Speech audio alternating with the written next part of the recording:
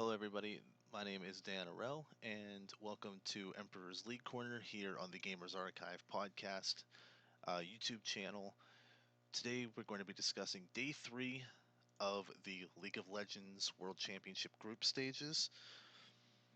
Before we get into Group 3, I want to give you a quick rundown if you missed Day 2. We saw SK Telecom get a win over Cloud9 in their first showing of the World Championship. IMA getting a win over the Flash Wolves in their first showing. TSM grabbing a win over Samsung Galaxy. Royal Never Give Up with a win over Splice. H2K beating out INTZ. And EDG taking out AHQ. Now, before we get into any of the predictions, very shocking, I went 6-0 yesterday in my picks, so puts me up at 9-3 overall.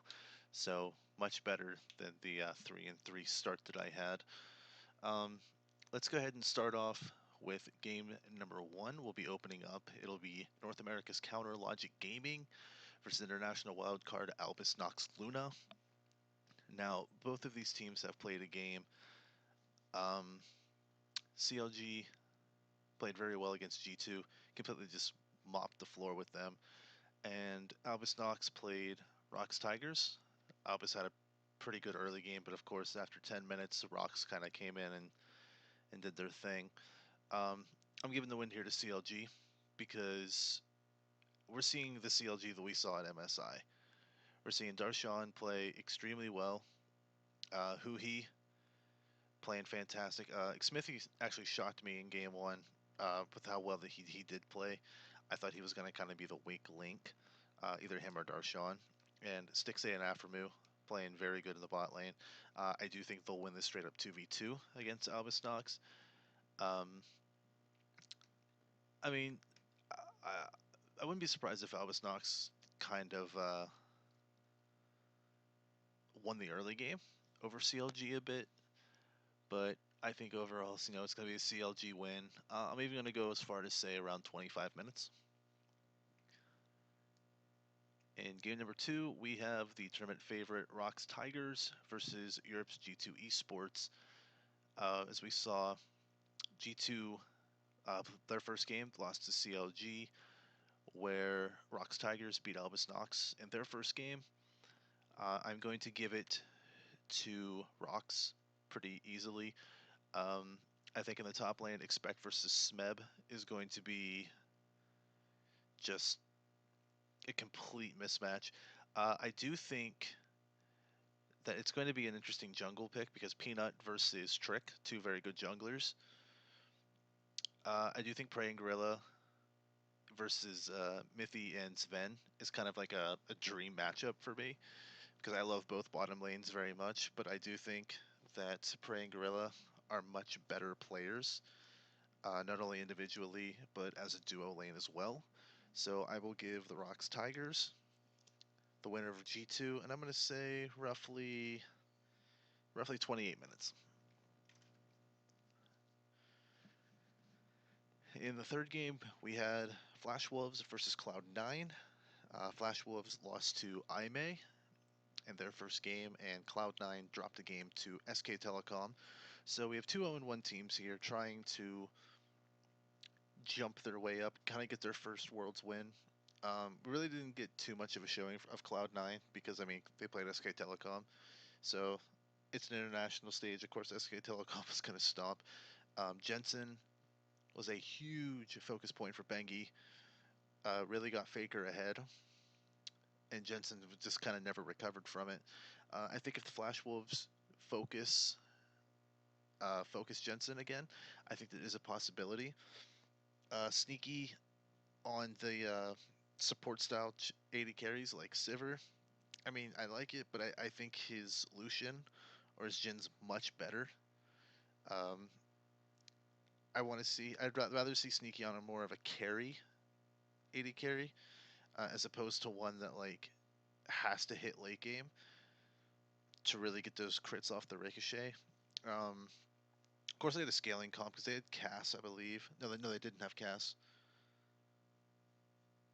I think Faker had Cass that game.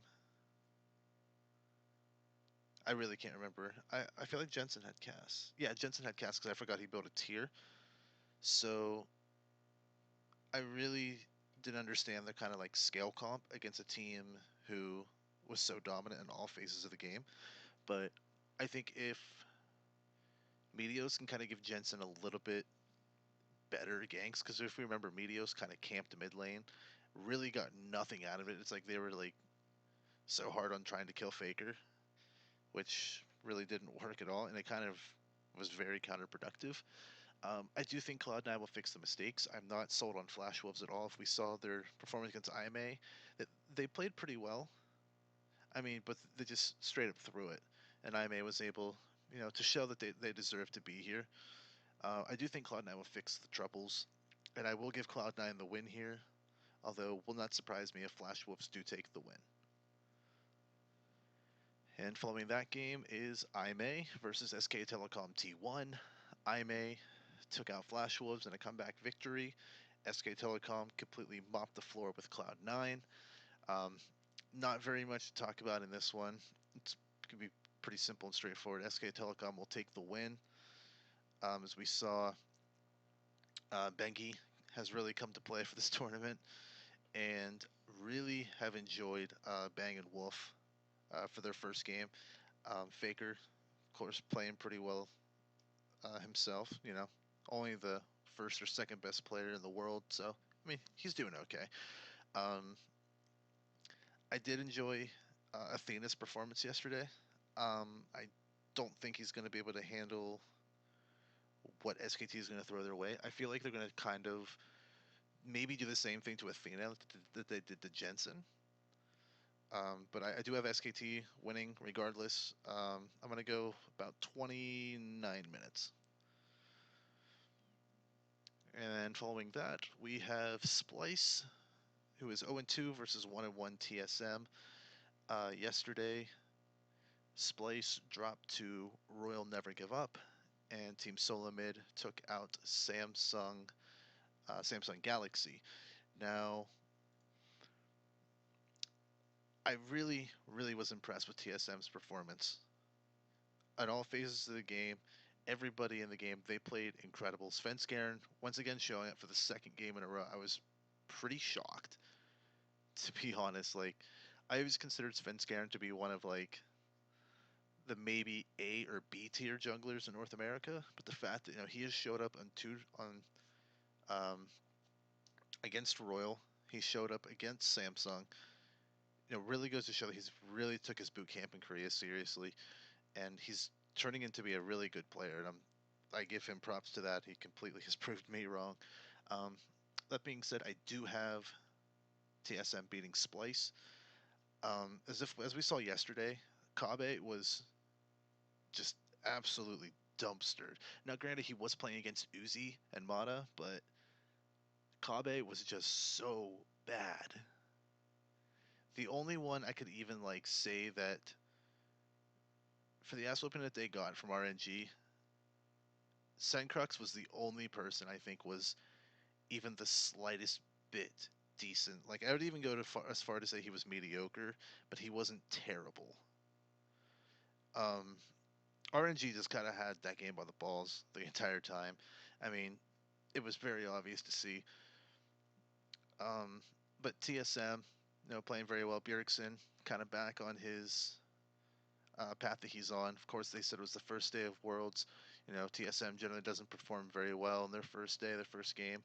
Of course, Biofrost being the rookie, kind of shaking off the nerves. He played very well, kind of turning around a bit. But I do have TSM winning. Not quite sure at the time. I'll say it's around the 30 minute ish area.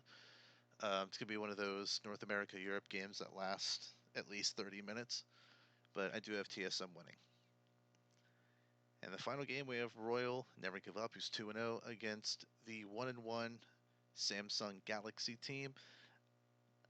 For this one, I will straight up admit I am in love with Royal.